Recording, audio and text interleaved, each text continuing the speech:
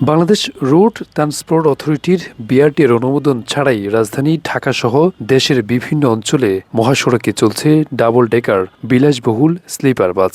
সড়ক পরিবহন আইন ও নিরাপত্তা নীতিমালা অনুযায়ী এসব বাস পরিচালনার কোনো বৈধ অনুমতি না থাকলেও বাস্তবে তা কার্যকরভাবে বন্ধ করা যাচ্ছে না। এসব বাসে যাতায়াত করা খুবই ঝুঁকিপূর্ণ। চলতে গিয়ে হঠাৎ ব্রেক করলেই অথবা অধিক গতিতে মোড় ঘোরার সময় এসব বাস উল্টে যাওয়ার আশঙ্কা থাকে। বিআরটিএ জানায়, অনুমোদন না থাকার পরও এসব আগে থেকেই চলছে। এ ব্যাপারে সড়ক পরিবহন মন্ত্রণালয়কেই ব্যবস্থা নিতে হবে। খুদ মালিকপক্ষ জানিয়েছে, বিআরটিসি ব্যতীত বিদেশ থেকে ডাবল ডেকার স্লিপার বাস আমদানির কোনো নিয়ম নেই। তারপরও তারা সিন্ডিকেটের মাধ্যমে ডাবল ডেকার অথবা স্লিপার বাস তৈরি করে থাকেন ওয়ার্কশপগুলোতে।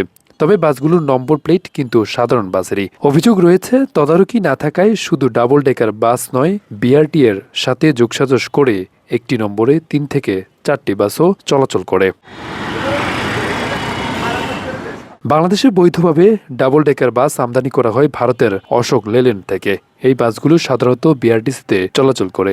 এই বাসগুলোর সেচিস 12 মিটার উপরে। বিশেষজ্ঞদের মতে, বাংলাদেশের ডাবল ডেকার স্লিপার বাস উচ্চতা ও ওজন সাধারণ বাসের তুলনায় বেশি হওয়ায় দুর্ঘটনার ঝুঁকিও বহুগুণে বাড়ে। হঠাৎ ব্রেক, তীব্র বাঁক ও নিচু ব্রিজের সঙ্গে সংঘর্ষে বড় ধরনের প্রাণহানির আশঙ্কা রয়েছে। বিশেষ করে রাতের বেলায় দীর্ঘপথে চলাচল করে স্লিপার বাসগুলো যাত্রীদের জন্য মারাত্মক ঝুঁকি সৃষ্টি করছে। তবে এমন অভিজ্ঞতা জানালেন এক যাত্রী। বাংলাদেশে যে স্লিপার বাসগুলো আছে, এই বাসগুলোর পুরনো গাড়ির বডিকে তারা মডিফাই করে, তারা ডেকোরেশন করে স্লিপার বাস বানায়, কিন্তু আসলে এগুলো আসলে ঝুঁকিপূর্ণ।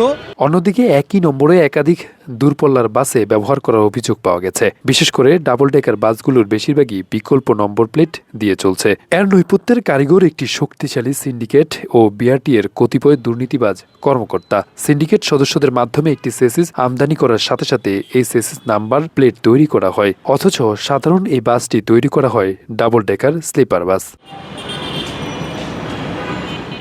একই নম্বরে আরও 2 থেকে 3টি বাস চলাচল করে। মালিকপক্ষরা জানায়, যে নম্বরের বাসটি ঢাকা থেকে কক্সবাজার যায় সেটি হয়তো ছাড়ে মতিঝিল থেকে।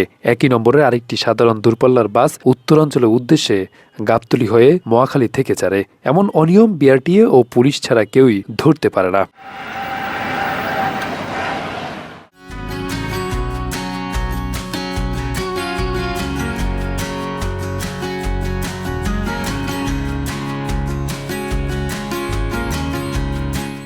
কক্সবাজার পরিবহন মালিক ও শ্রমিক সংগঠনের নেতারাও এসব অনিয়মের কথা জানান। তারা জানান, ঝুঁকিপূর্ণ ডাবল ডেকার বাস চলে পুলিশ ও বিআরটিএ কে ম্যানেজ করে। তবে তারা দাবি করেন, এভাবে হাজার হাজার যাত্রীর জীবন নিয়ে খেলতে দেওয়া যায় না। প্রয়োজনে তারা প্রশাসনকে সহযোগিতা করতে চান এসব বাস বন্ধ করার জন্য। বিআরটিএ ও পুলিশ প্রশাসন ইচ্ছে করলে এগুলো বন্ধ করতে পারে। তাই দ্রুত এগুলোর বিরুদ্ধে ব্যবস্থা নেওয়ার দাবি জানান সাধারণ যাত্রীরা। আরাফাত হোসেন, যুগের চিন্তা, ঢাকা।